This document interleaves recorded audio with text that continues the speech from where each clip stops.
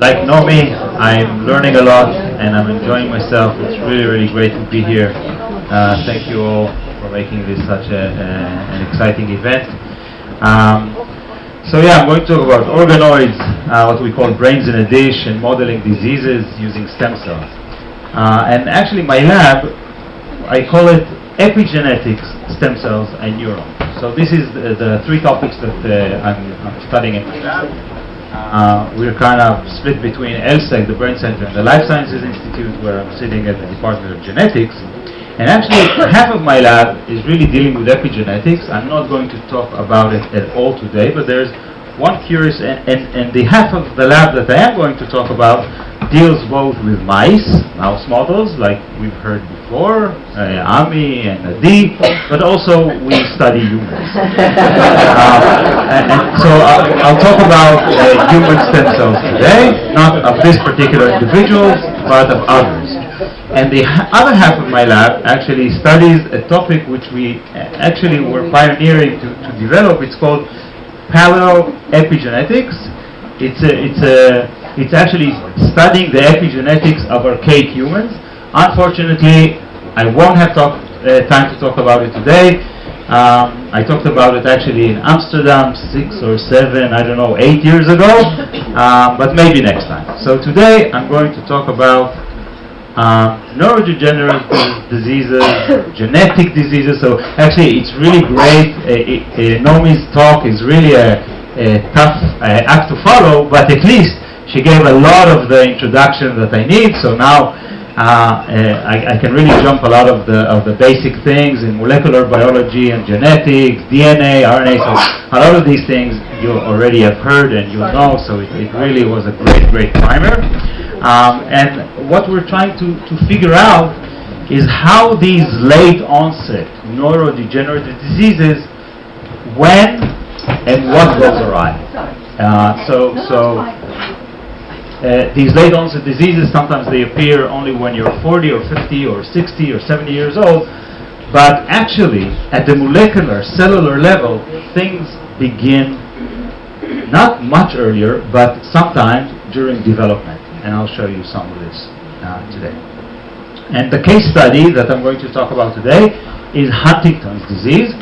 And the reason that we're studying Huntington's disease is because it's caused by a mutation in a single gene with 100% penetrance, which means that if you are carrying this mutation only in one of the two alleles, we have two genes for everything, one of the two is mutated, you are going to develop Huntington's with 100% certainty.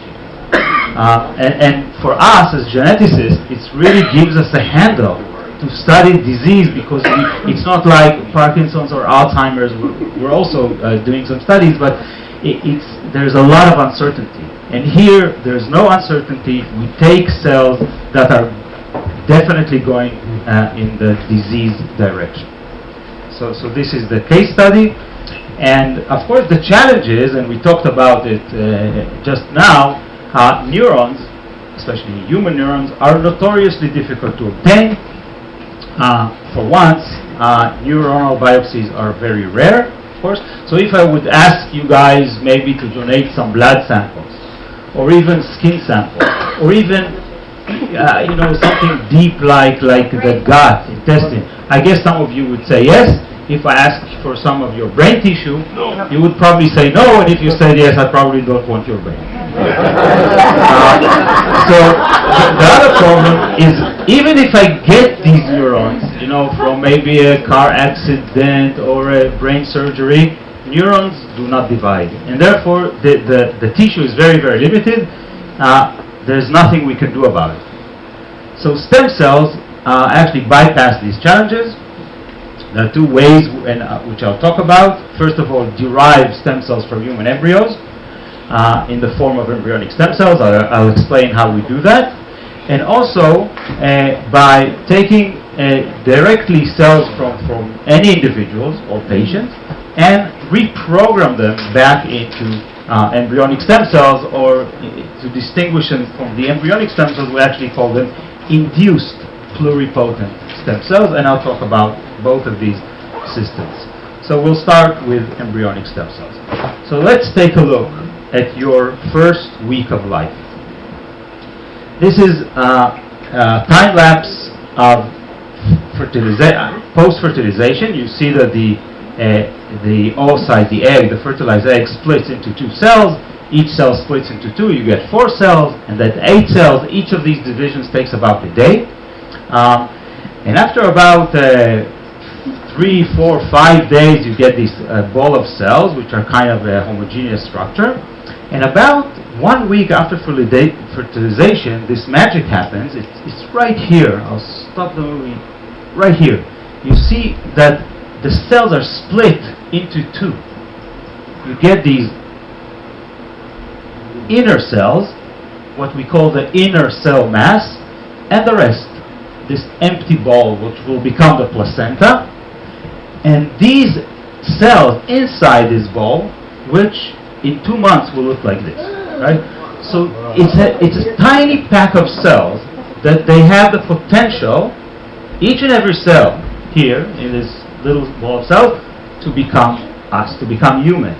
So this is the magic that happens during development. But what if we actually take these cells from these 1-week-old embryo and we grow them in the lab? They retain this potential to become all cell types, and this we call embryonic stem cells. And actually, embryonic stem cells are an artifact that humans created. These were first cultured just 25 years ago, in 1998, by a researcher from the US called Jamie Thompson, together with researchers from the Technion, Yossi Itzkovich and Dor. And this opened the field of using embryonic stem cells and doing wonderful things, differentiating them into all sorts of different cells. And there are 2 characteristics that are very important for these wonderful embryonic stem cells. First of all, they self-renew. Like bacteria, or even like, God forbid, cancer, from one cell can create 2 cells, and 2 cells can create 4 cells, and so on. So if you can grow them in their undifferentiated state, in their self-renewing state, you can basically fill this room from a single cell. So they grow indefinitely.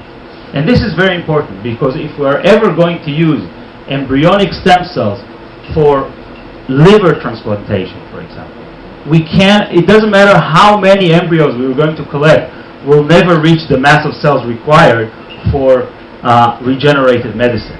So we need this capacity to grow the cells indefinitely in order to make tissues in the lab. So this is one characteristic. The other feature is their pluripotential. Pluri, a lot, potent, potential. They can make everything. So if you know how to, and there are cookbooks coming out every week in the literature, how to turn embryonic stem cells into blood, and into liver, and into a neuron, and into an intestinal cell, etc., etc. And then you try this in the lab. Usually it doesn't work. You need to practice and try to get better conditions, get better at it. But eventually, we're learning how to generate the different cell types. And I'll show you some examples of these cells that we can create in the lab. And actually, the reason that the researchers were able to work with embryos, human embryos and human embryonic stem cells, is because of this guy, together with Steptoe, who actually already died in 2010, when they both should have received the Nobel Prize for the development of in vitro fertilization, IVF. And the first IVF child, Louise Brown, was born in 1978. So by the 80s and 90s, there were already human embryos available, very rare at first, but by 98, eventually, people managed to take these embryonic cells. It took almost 20 years to achieve this feat, and grow these embryonic cells in the lab in the form of embryonic stem cells. So, as I said, embryonic stem cells, we can turn them into different cell types. Here is an example of neurons which we are generating in our lab. These are early stages of neurons, so this is just what we call a neuronal progenitor cell, stained here for this marker that is expressed only in these early neurons. And here you can see neurons that are a little bit more mature, and we can really create these two-dimensional surfaces of these different cell types, such as neurons, or in this case, a beating heart cell. So basically, this takes about 2 weeks for the cells to develop, or in human cells a little bit longer. But the amazing thing is they really beat together, so you don't really apply any electrical activity or anything like that. This is a spontaneous differentiation that the cells do just by giving them the right factors. And they form this synchronous structure that they, the cell from one side and the cell from the other side, they connect, they communicate, and they know how to beat together and generate these beating entities. Now, of course, we want to model diseases. So the question is, can we actually obtain embryonic stem cells not only from healthy embryos, but from disease-carrying embryos, from sick embryos? And the answer, of course, is yes. There's a procedure called PGD, or pre-implantation genetic diagnosis. And so imagine that you're a young couple and you want to have children, but one of you or maybe both of you carry a mutation which you don't want to pass to the next generation. So you don't have any fertility issues, but you may volunteer to go through the process of IVF, in vitro fertilization, in order to screen for healthy embryos.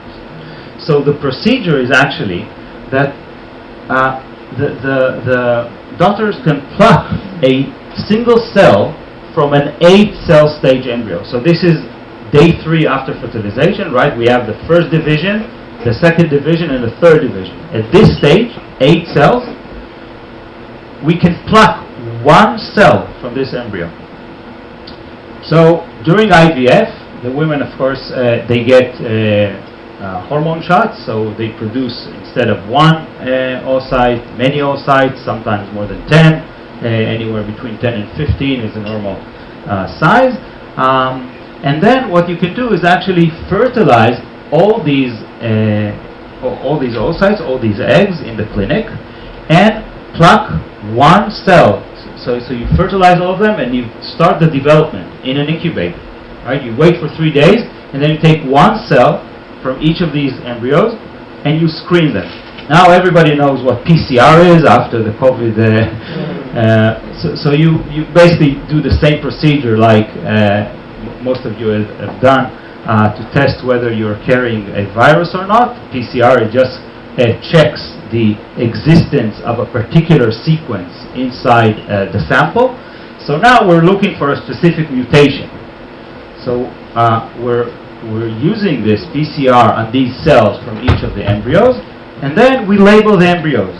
This embryo is healthy, this one carries the mutation. This one is healthy, this one carries the mutation, so on and so forth. And the healthy embryos can be either frozen for longer storage, or of course they can be transplanted back into the mother for pregnancy, hopefully successful one. But the mutated ones would have been destroyed. But now, with in the age of embryonic stem cell derivation, we can actually use them.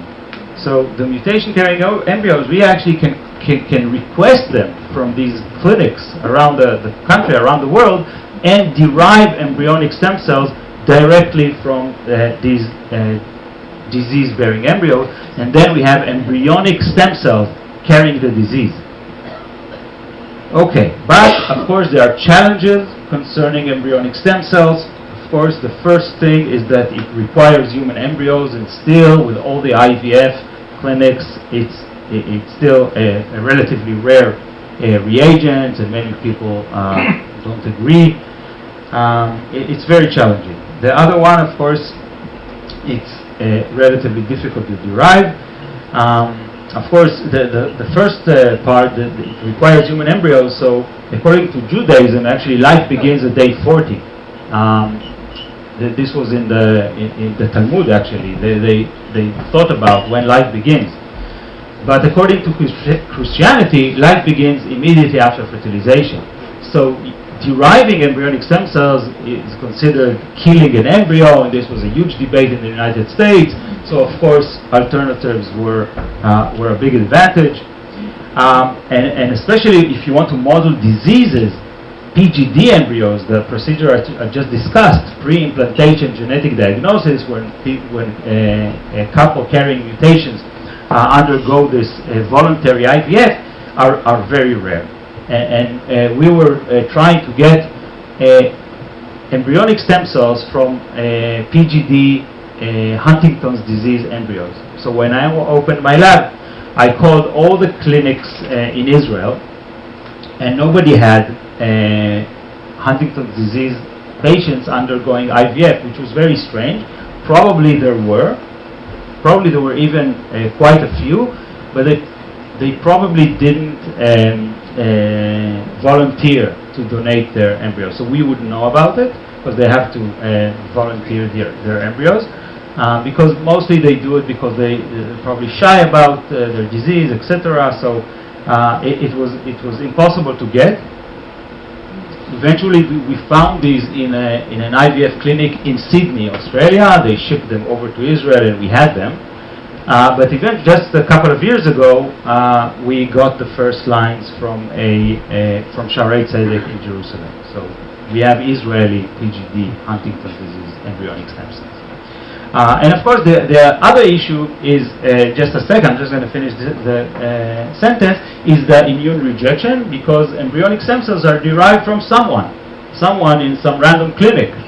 So we can, of course, expand them and ship them across the world and freeze and thaw and do all these wonderful things. But if we are ever going to transplant them back into an individual, there's going to be a immune rejection because of the unmatching individuals. Yes, question in the back. How can you keep an embryo with a disease forever, or at some point Yeah. So the question was, can we keep an embryo with a disease forever? So I have to. Thank you for this question, because these are not embryos anymore. So the developmental. We can develop embryos in the lab until 1 week. Okay? At 1 week, you have to return the embryo to a mother if you want to continue development, because at this point, the embryo needs to undergo implantation into the uterus. Okay? And then you need the womb. So with embryos being handled outside of the mother, at 1 week old, we derive embryonic stem cells, and the embryo no longer exists. Only the embryonic stem cells, and these we can keep forever. Okay, we actually can freeze them for 30 years, thaw them, and keep growing them as if nothing happened. So these cells we can freeze and thaw daily. We can freeze them for 5 years and come back. We can go on a holiday and come back, whatever. So it's very, very easy to work and manipulate and grow these cells in the lab. Okay? Yeah. I wanted to ask, when COVID started until today, there's always the question, was it by a lab in China did it escape? How is this here, that the fear of something can go wrong and it goes out to the world? So I don't know if you know the story. The question is, of course, Nomi's title was hijacking the brain. Can we hijack life? Of course, yes. In fact, we can, and somebody did. So there was this Chinese researcher, Jiangqing He, who decided to use CRISPR on human embryos and prevent a potential disease. So he took embryos from parents who are AIDS positive, HIV positive, and he mutated. He tried to mutate a receptor for this virus. It's CCR5. Doesn't matter the name, but 1 out of 100 individuals, so by chance about 1 in this room, carries this mutation in this receptor, and it means that you are immune to HIV. This person, I don't know who you are, but one of you is lucky. So he tried to mimic this mutation in these embryos. So he did it. He actually did the experiment that we are all fearing. He thought he was, going to save the world with this experiment. This paper was never published. We actually got from some pirate activity, we got the manuscript, and what he did was, not only did he not manage to mutate the mutation he was after, he did a different mutation, and he created mosaic embryos. It was crazy. We don't know anything about these two. There were 2 that were born in the same pregnancy. He put back 2 embryos. They're in China. There should be now about maybe 4 years old. He spent 3 years in prison. And this is the only that we know of existing manipulated human embryo yet. But of course, Naomi mentioned, we'll have to deal with these questions very, very soon. Okay, so I already mentioned the alternative. Reprogram adult cells back to embryonic stem cells. Very easy, right? Not so easy. Actually, the first attempts were in the 50s. Cloning. We all know Dolly the sheep. Dolly the sheep is actually a reprogrammed cell. What happened in this experiment is researchers in the 50s and John Gurdon later in 1962 successfully derived cloned frogs. Basically what you do is you take this oocyte, right, this fertilized egg, immediately after fertilization. Now you have half the genome from the mother, half from the father, and you empty it. You get rid of all the DNA. So now you have an empty oocyte. And now you take a skin cell or a cell from the gut, doesn't matter where from the blood, you put it back. You put the nucleus that holds the DNA back into the oocyte. Now the oocyte, the egg, has everything it needs. It has all the DNA it needs to continue development. But this DNA was just minutes ago a DNA from the gut. The question was whether this DNA will forget that it was ever a tissue, a functioning tissue, will erase all memory and redevelop into a whole organism. And these, as I said, experiments were successful in the late 50s and early 60s in frogs. It took another 30 years until Dolly was born because they're very difficult, etc. I'm not going to go into it. I can talk about it later. But many years later, in 2006 and 2007, this direct reprogramming was shown to be successful, and I'll tell you briefly about this because this was really, really a breakthrough. And this guy, Shinya Yamanaka, was born actually in the same year that John Gurdon published his experiment in Nature showing that he can reprogram cells to become frogs.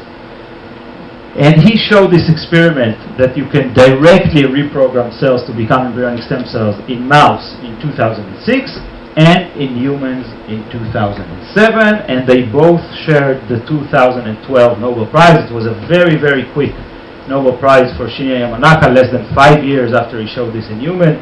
And the reason was that actually in this time, 2009, researchers showed that you can take these induced pluripotent stem cells from mice and generate mice that every single cell in the body of this mouse was once an intestine of another mature mouse. So all of this mouse was derived from some other mature cell because he reprogrammed it back to an embryonic state, and then these mice developed. So this was really astonishing.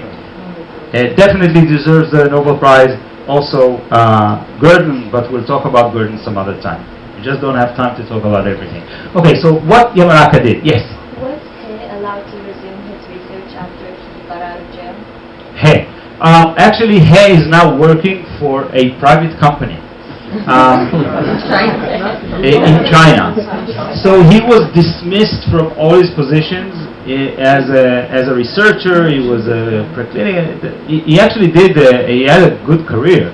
He did a postdoc in Rice University in the U.S. And then he came back and he started his rogue experiments. And now he's working for but what we don't know a lot. I mean, we're really trying to figure out what's going on. It's very difficult. You'll see there, it's very fragmentary, the information about him. Okay, so this is the experiment that Yamanaka did.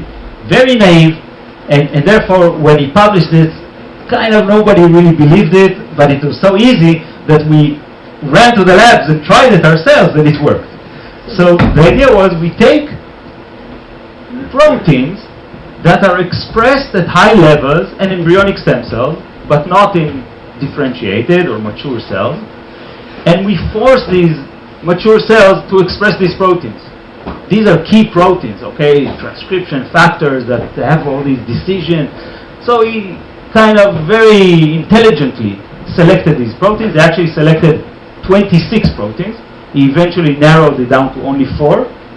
Now these experiments are done with only 3 proteins.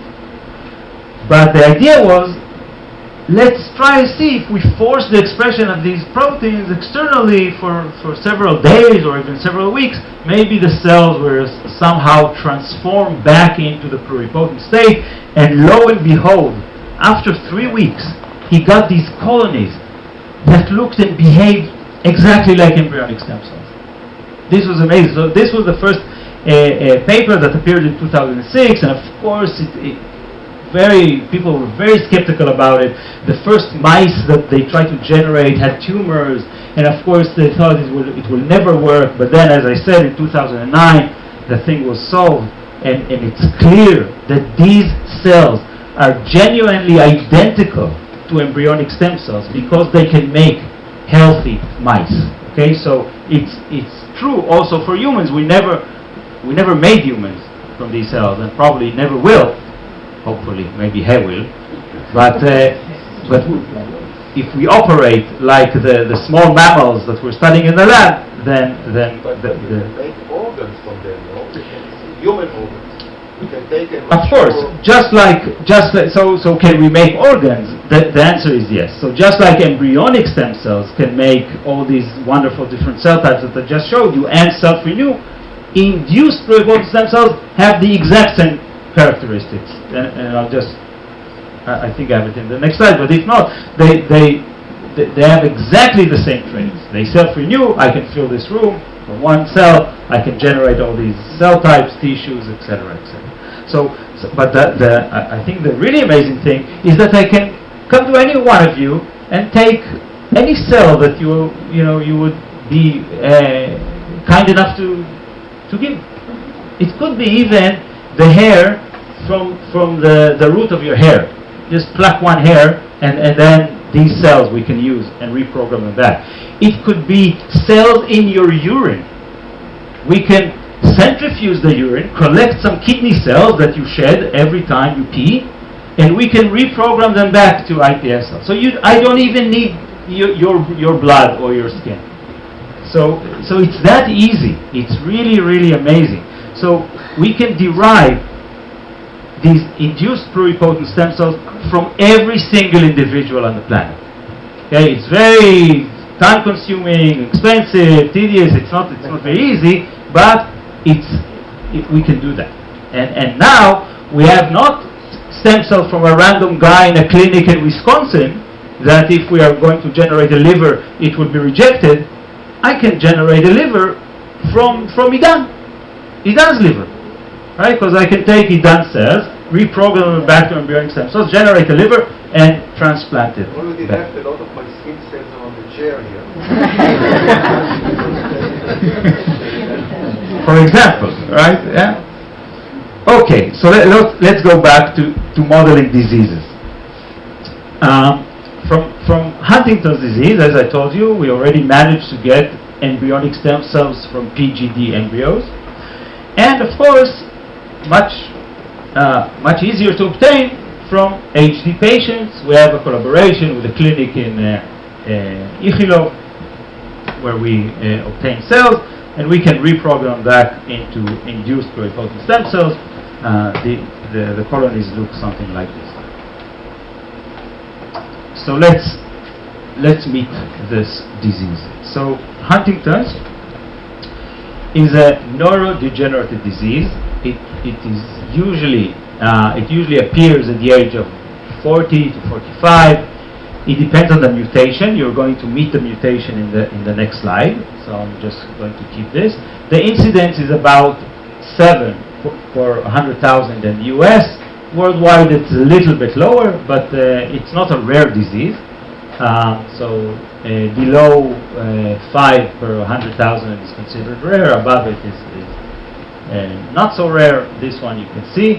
And the brain region that is affected is called the striatum. You can see it here in red, but very clearly if you do a post-mortem pathology on a Huntington's brain, you can see these ventricles which lost a lot of cells, a lot of material. Very, very clear, and you see that it's really confined. I mean, the cortex is also degenerative. This is a very advanced stage of Huntington's. Of course, it's post-mortem, but this is the main region that is affected. So we know the cell type that we're after. So, Nomi already introduced. You know genetics. You know that we're built of 4 building blocks: A, G, T, C. Now, we have several genes in our body. When we zoom in on the sequence of the genes, they look like this. You go and you don't understand AGT, CT, whatever, and then you suddenly see CAG, CAG, CAG, CAG, CAG 20 times or 30 times, one after the other. Now, this is in healthy individuals, and everyone. We have a few dozens of these genes that contain these regions in the coding area of the gene. It means that this triplet, CAG, will code for a protein, for an amino acid. I'll tell you in a second which one. Now, in the mutation looks like this. This, if you are carrying this mutation in one of your 2 genes, it's called HTT. Of course, these genes are always named after the disease they are causing, because we don't know what they're doing. So whenever a researcher finds the gene causing the disease, of course the Huntington's disease was described in the 19th century, and then in 1993 researchers found the gene. They called it Huntington, because they don't know what the gene is doing, but they know that it is the cause of Huntington's disease, and you find it in many other examples. This codes for the amino acid glutamine, Q, designated as Q, and therefore we call the diseases poly-Q. There are 9 of these diseases actually, and they're all neurodegenerative. They kill different neurons in our brain. We don't understand why. This protein, Huntington, is expressed in all our cells in the body. It kills only neurons in the striatum. Why? We don't know. And it gets even more complicated. I'll show you soon some of our results. Okay, and only one mutant, only one gene, okay, is enough. We have 2 copies. This is a dominant disease. It means that if you're carrying one mutation in one of your genes, you're going to develop Huntington's in 100% certainty. You're going to die from Huntington's. There is no question about it. And the longer the repeat, the younger it's going to... This repeat above 40, you're going to die from Huntington's, but probably at the age of 70. If you have 100 repeats, you're going to die at 40. There is a very strong reverse correlation between the length and the late age of onset. Just for me to understand. Sure. When you have the short CAG, it's a normal protein. Yes. When you have a longer CAG, Yeah. it's a different protein. Yes. Here we go. The next slide. So, Idan is asking about the protein. Okay, so far we talked about the DNA coding for the protein. Now let's look at the protein. So this is a regular protein, 12 to 39. But the mutated protein will have an expanded Q, poly-Q region, that is now cannot fold properly. Okay? And actually, there was a question. Nomi was asked the question: why do we need to know the structure of a protein? Actually, now with AlphaFold and all these, AI-generated algorithms, we can model how this protein unfolds with this longer chain. So it's really, really important. We can actually try to in silico, like in the computer, use AI methods to identify molecules that will refold this protein, etc. So the structure is crucial, is really, really important to understand. And at the cellular level, when this protein cannot fold properly, it starts causing aggregates. It aggregates, and in cells, it looks like this. So this is a wild type, 25. You see it's all diffuse. This is one nucleus, very large. And here you can see these cellular aggregates. Maybe there are two cells here, I'm not sure. But you can see this in our cells. So these are now neurons that we generated, and you can see these aggregates. In fact, the aggregates were very, very difficult to obtain in the lab. It took us years to get these aggregates because in young cells, they just don't form that readily. And actually, for many years, it was thought that these aggregates are the cause of the cell death. And I asked, again, inspired by Adi, and of course Chaim, I asked ChatGPT, what do polyQ aggregates do in Huntington's? Now it's a simple question, because if you read most of the literature, they'll tell you that they're probably the cause of the cell death, and ChatGPT gave the answer that polyQ aggregates formed by the mutant Huntington protein, right? You already know that, with an expanded CAG repeat. He gave me the whole introduction. Are generally considered toxic to neurons. They can disrupt normal cellular function and lead to neuronal dysfunction and death. Okay, so we need to get rid of the aggregates in order to treat Huntington's. Right? Wrong. I'll show you why. So one of the first things that we try to do is actually generate these striatal neurons, the neurons that are dying. So I told you there are cookbooks in the literature, and I had a postdoc that came to do this project in the lab, and there were two publications, two papers. We took them and we said, okay, let's follow what these other researchers did and generate striatal neurons. It took 5.5 years to get to this stage, and of course we were already, after a year, you're thinking, okay, I'm very, very close, we'll do it. Eventually, you have to, the cut loss, like in banking. In research, it's very, very difficult to stop an experiment after you invested so much time, so we decided to pursue this anyway, but we realized that we won't be really able to do this on a daily basis. It took really a long time, and these are actually 90 days just to generate 3 months. But these were proper neurons. We collaborated with Yossi Arom at ELSEC, and we showed that these are actually, they have electrophysiological activity, which is relevant, and like a neuron should behave. So this was really reassuring, but we really wanted to go to the next step.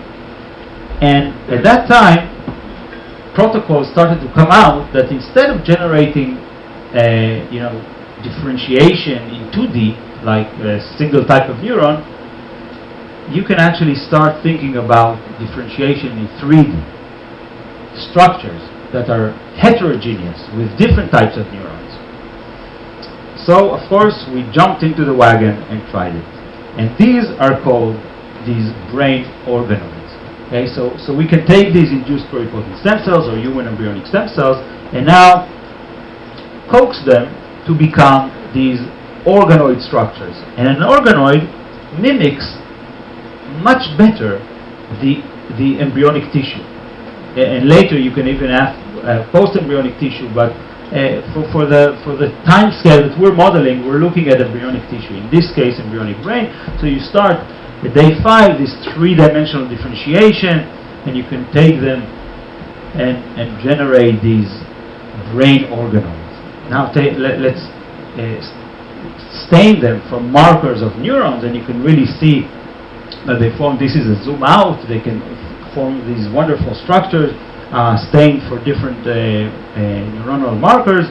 And if you scan through these with 3D, you can, if you look down here, at some point you can see these invagination structures. So I blow it up here, you can really see these organization, like self-organization of brain-like tissue, and you can zoom in some more and look at individual neurons that are stained with neuronal markers.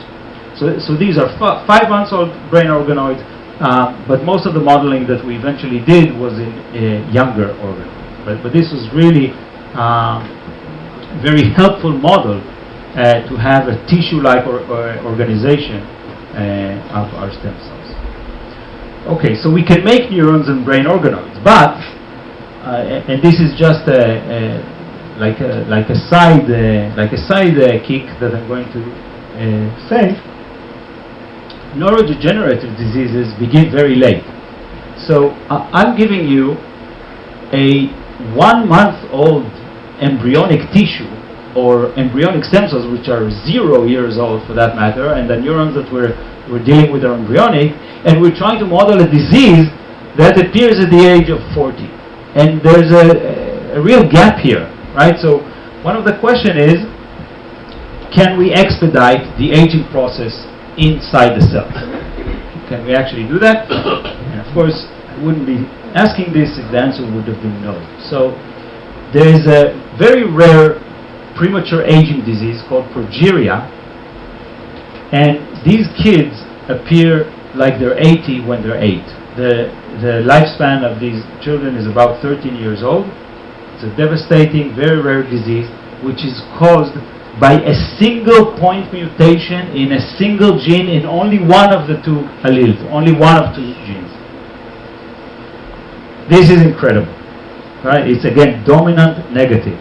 1 point mutation. So if you take this mutation and you introduce it into your cells, they actually become old. And this is shown here. So the raw protein, the mutant protein, is called progerin because it's called progeria.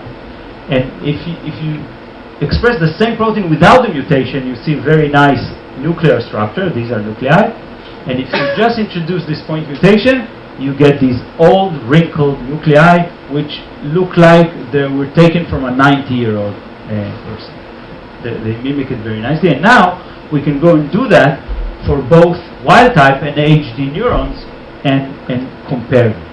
So this allows kind of an accelerated aging paradigm in the lab. But actually, during these experiments, we realized that there might be a real advantage in going back to the embryonic stage and identifying what goes awry much earlier than the 40 years.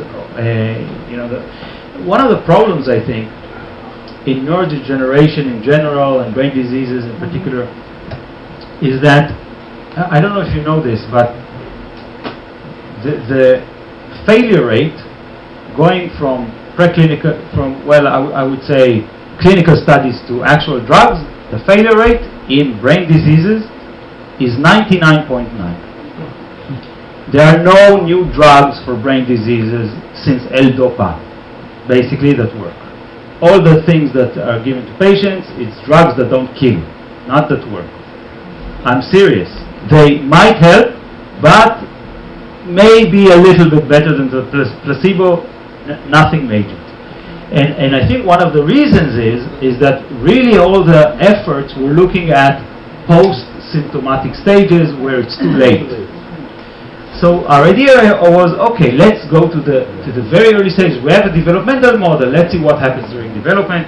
So the idea was to really look at very early these embryo-like structures, but now we really needed a very, very good control. So for this, we're using CRISPR. Again, I don't need to introduce, because we can now correct the mutation. Okay, so we can take our cells with the long CAG repeat, use CRISPR, we can cut here and actually generate a wild-type version from the same patient cells. Okay, so we can correct these mutations and go from the long to the short. this is very, very powerful, because now we have what we call isogenic cells, genetically identical cells, just with and without the Huntington mutation. So these cells are 100% genetically identical. They're the same. But this one has 2 wild-type copies, and this one has 1 wild-type. Wild-type is the healthy, and 1 mutant. Yeah, there was a question in the back. Kind of not off topic, but in Huntington's disease, is the code always CAG or you can translate? Yeah, thank you. So the question was, is the code always CAG? So this is it's a very deep question, because the amino acid, glutamine, can be coded by more than 1 codon, more than CAG. In fact, CGG also codes for glutamine, and you sometimes see these. And we think it's a mechanism to not have these long stretches of CAGs. Of course, we're not going to get into it, but it's always Q. It's always glutamine, but it can be encoded by different DNA. Thank you. Okay, so now we have identical cells, and we can have identical brain organoids with and without a mutation. And again, thank you, Nomi, for mentioning the single cell. You know, now we want to look at the composition of these organoids. Okay, we compare the composition. So what we do is we break them down to single cells, and we try to understand what single cells we have in the mutant. In this case, we use the 72q repeat, and this isogenic control, the same genetic cell, just corrected. And then we use the technology that Nomi showed you, and we have these plots. Every dot is a single cell, and we can identify different cell types. It doesn't matter, but we can know that these are early progenitors, late neurons, etc. And now we can overlay the wild type, the healthy, and the mutant, and calculate what happens. And what we saw was that we have actually increased neurogenesis. We have accelerated neuronal differentiation in the mutant cells. And this actually relates really nicely back to a science paper which was published just more than a couple of years ago, showing this in embryos in vivo, human embryos that were aborted. They show that already you can see this increased neuronal differentiation in vivo, in human embryos. So mutant Huntingtin shifts neurogenesis toward neuronal lineage. So we can actually model this in the lab using our stem cells. And not, of course, go to human embryos, aborted embryos, which is very, very cumbersome. We can also use the same CRISPR technology to directly label our healthy and mutant genes. We can insert, for example, fluorescent proteins. You already heard about these fluorescent proteins that we can tag genes and proteins with, and we can now follow the formation of these aggregates inside the brain organoids. So again, these are very rare. It looks like a lot, but only about 1 out of 50 cells show these aggregates, and now we can start studying them. And one of the things that we realized is that after we derived these cells with aggregates, again, it took a while, but now we have these kind of human neurons with aggregates, and some don't have aggregates, and some do. But they are identical cells that grow together in the same plate, in the same dish. We can actually compare them side by side. So we have cells without aggregate, cells with aggregate. Actually, these two cells might have the same mother cell, because when a cell with an aggregate divides, the aggregate goes only to one of the two cells. So we can take cells that all have aggregates, grow them for one passage, and then we have 50-50. And now we can compare them. We can really see what the aggregate is doing to the cells.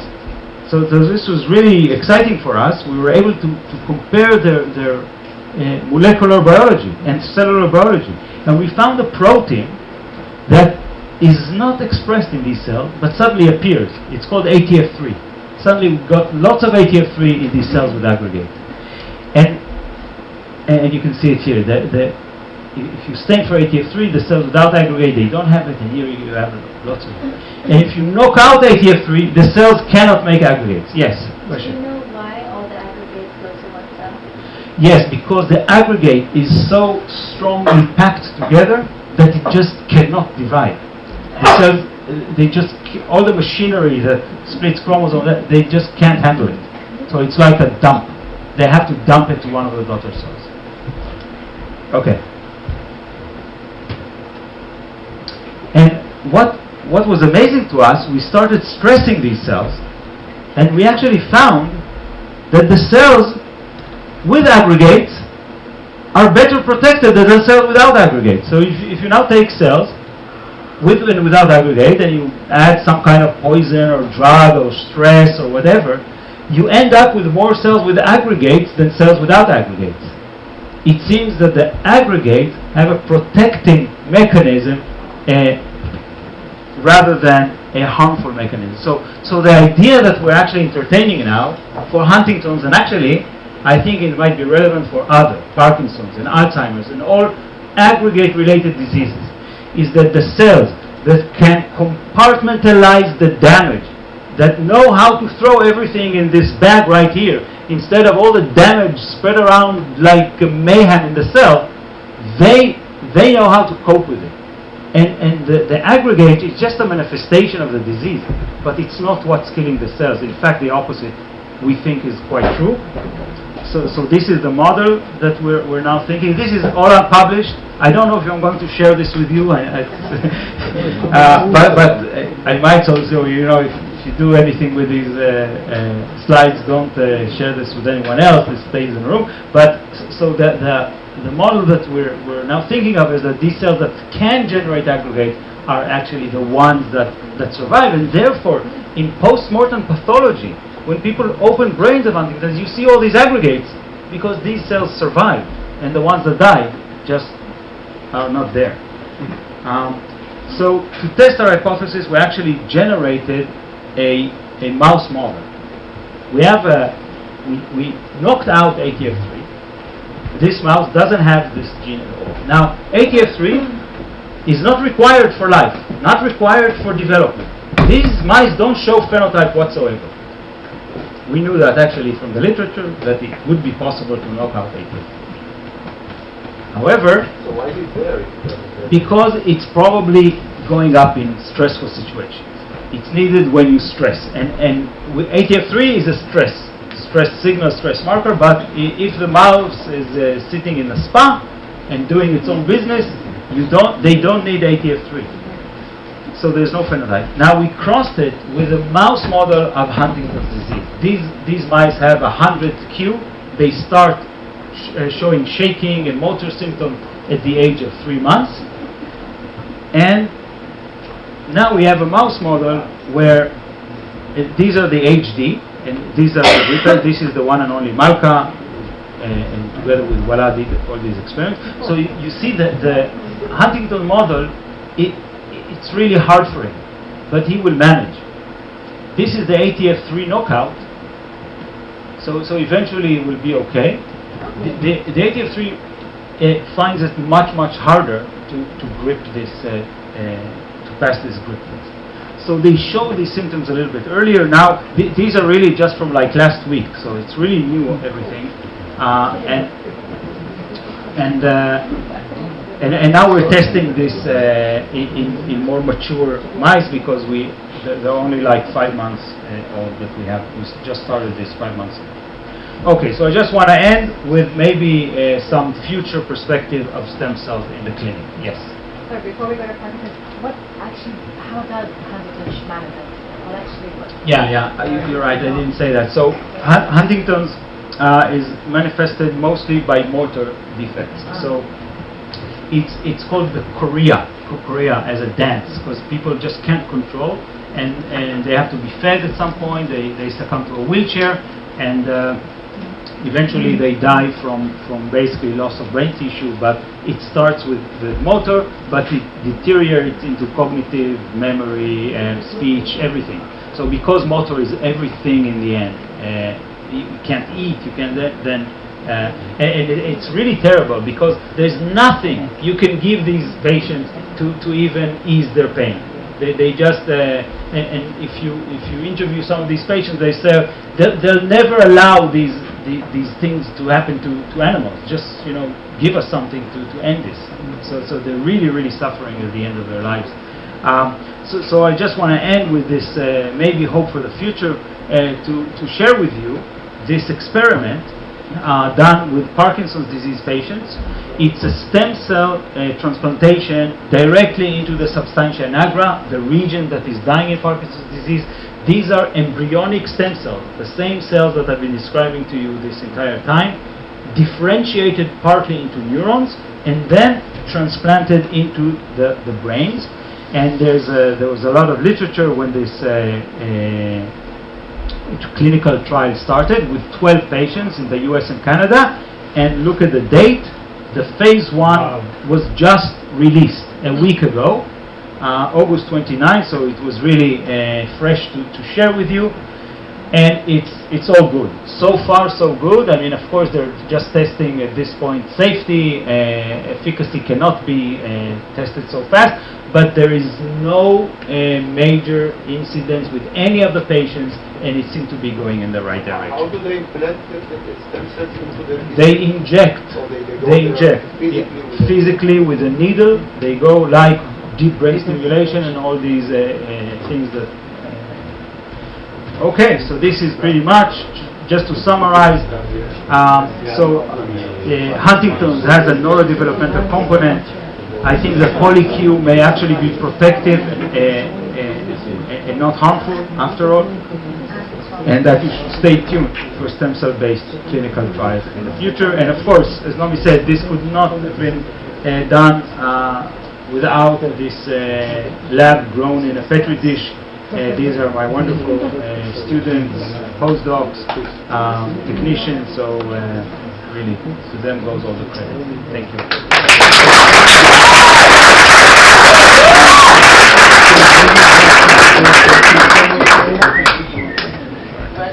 Yeah, go ahead.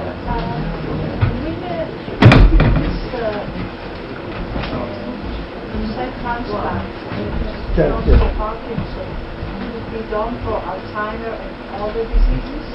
So the question was, can this transplantation procedure potentially be done for other diseases? It's not trivial, and I'll explain why. The advantage with Parkinson is that it's really confined. So we know there's a region that is producing dopamine cells. It's called the substantia nigra and the putamen in the striatum. We know where to inject the cells. With other diseases such as Alzheimer's, it's widespread, it's cortical, it's really not confined to a single region. And I think it will be probably easier for a disease like Huntington's. It's not confined, but at least we know that it's in the striatum, so it's possible. And I should also say that the cells, we expect them a lot because the brain is a very complex structure. If you transplant cells, to expect them to actually generate all these synapses and all these axons and dendrites and connect to all the tissue is probably an impossible mission. But can they just generate dopaminergic or dopamine receptive cells inside the substantia nigra? Probably yes. Okay, so it will probably be something like this. Do we have any insight for Huntington's as to why the ones without the plaques die? Because they seem to be healthy if they don't have the plaques. Okay, for the question was regarding the aggregates and Huntington. So I didn't want to give the impression that the aggregates really separate between people who are sick and not, or die, etc. We always, in post-mortem, of course we cannot go into the brain of a living person, but if you go post-mortem, they all show aggregates. Always we see these aggregates. The difficult challenge was to really model aggregates in the lab was something that we were able to do. So this is why we don't have a definite proof that aggregates are protected. They might still be harmful, but at least in cells growing in the lab. And I guess the key experiment will be to show if these mice, the ATF3 knockout, if they don't have aggregates and they are sicker, then it will be, a mile closer to actually proving this. I think the question is not the aggregate. What is the mechanism that actually generates the disease? Yeah. So, if you ask ChatGPT, why do striatal? No, exactly. So that's what I was discussing. Why do striatal neurons die and no other neurons? So what ChatGPT is doing is looking for the answer in all those review articles and write something that is somebody thought about. But it's not the answer, right? What ChatGPT should be doing, and this is what you guys should really focus on. ChatGPT should read all the papers and not try to find the answer that somebody else have conjured. They should read the paper, understand what the papers say, and deliver its own answer. Use our job. But this is a great introduction to the discussion that we'll be having after lunch. I just have a question that sort of probe up the bioethics. Yeah. You mentioned early on that the Huntington's positive embryonic cells that were brought from Australia, the mother obviously would know that she's carrying the marker. Yeah. And Or the father. So it's one mother, or a marker from one mother, but not the other partner. Right. My question is, if she knows, so she voluntarily falls pregnant, what kind of sort of genetic counseling or... That's a major issue, of course. There's a famous movie in the Huntington field called Do You Really Want to Know? It follows a family of 8 siblings, and they find that their parent, one of the parents, I don't remember who, dies from Huntington, and they decide together that they're all going to take the test. And 4 of them are tested positive and 4 negative. Of course, this is a 50%. You have 50% chance, right? Because it's dominant, so it counts. And it's devastating. Some of them are like completely relieved. Now we have someone we're in touch with. He is carrying the mutation. He's about 30 years old, and he and his wife decided to go PGT, to do in vitro fertilization. They tried for 7 years, and they couldn't get she couldn't get pregnant. And after she became already quite old, they decided to do a natural baby, and they now have 2 babies. They tested them; they're both negative. Wow. But it's terrible. It's really stressful. I think that was a beautiful note to end for very positive. Healthy babies. Maybe Last one because we have to finish. because we're already anxious to get to lunch. Lunch. Is Huntington the same as motor neuron? Well, no. In a way, in a sense, there are several. You mean ALS? I'm a lateral sclerosis. So no. Huntington's is a classic neurodegenerative disease. ALS is actually ALS is explained. Only 15% of ALS cases is explained by genetics. The rest, 85%, is sporadic. We don't know why it's caused. So the mutations that are associated with ALS are relatively rare. So one and other. So in this sense, no. Also, ALS appears generally earlier, and it's much faster. So you die within a few years. But we can discuss it later. All right. Let's hope. Yeah. So we'll. Not so hopeful anymore, but let's have lunch. So before we thank Eran for this fantastic talk, then I'll just make